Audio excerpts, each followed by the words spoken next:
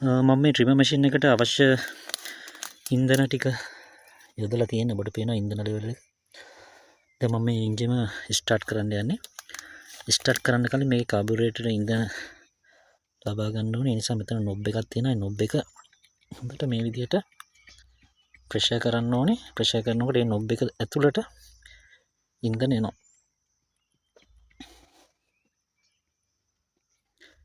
ඊට පස්සේ මේක මෙන්න මේ කොටස මෙන්න මේ throttle එක off කියන අවධිය තියලා තමයි අපි මේ එන්ජිම ස්ටාර්ට් කරන්න ඕනේ.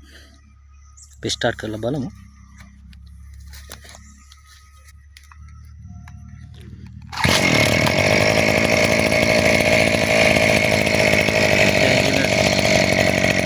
ස්ටාර්ට් වෙලා තියෙන අපි මේක ඔන් එකට දානවා.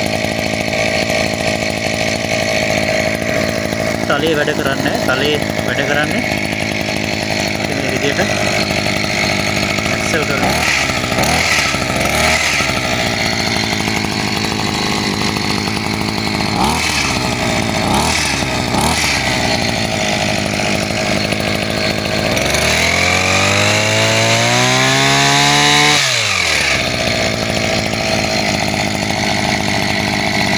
අවශ්‍ය වෙලාවට මෙතනින් ඔබලා ඕෆ් කරන්න පුළුවන් ওই විදිහට.